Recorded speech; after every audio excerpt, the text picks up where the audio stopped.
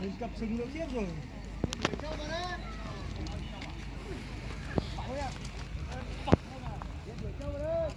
Đứng gần Châu đây.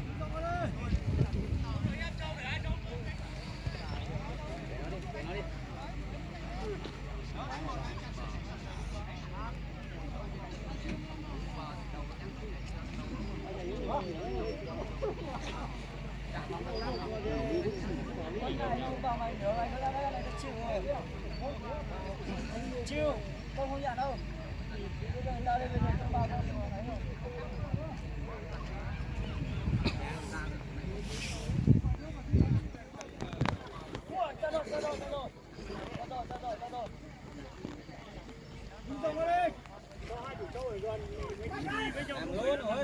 rồi.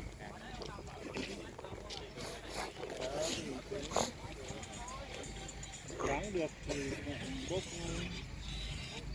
Ôi, phải chú ý. Trên hồ thế này. Mất tiền rồi. Đang bị rồi, có thả trâu lòi lên đấy. Mùng lắm á, thằng chắc con mùng lắm á. Rồi, rồi. Bình tĩnh nhá. Thì nghĩ cho thăm lôi hả lần sau. Mùng hết là mẹ đó, mùng hết là. Trên hồ thế này nó đang làm đấy. Kia Châu ơi, nhìn thế này. Không thể câu nhìn câu đó.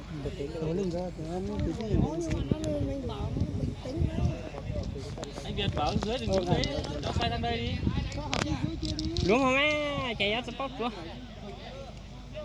Châu đánh nhau mất tiền. Châu thì Đứng sang kia, đứng sang bên kia. Kia ơi, bình tĩnh. Kia ơi, bình tĩnh nhá. Đúng không lắm á.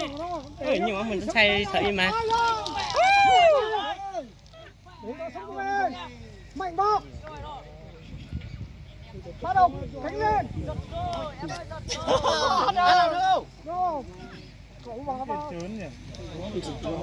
Thủ lên là mình xoay cả. Thể thế là phải trước theo. Mạnh bóp. Hai bên sử dụng vũ khí. Hôm nay bây giờ thì chỉ có bà Nọ cái này. Làm.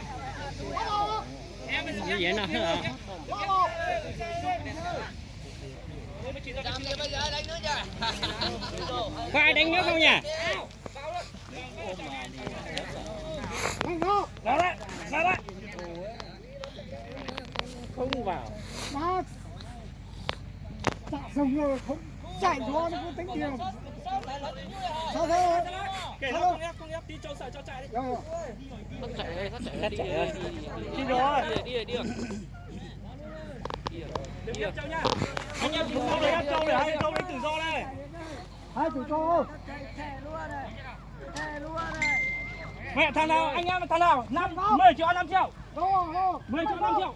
Nhận đi anh ơi, nhận đi không đéo sợ đâu, nhận đi, đéo sợ. Còn ai vào đây? Đi ơi, 10 triệu 5 triệu. Mày có.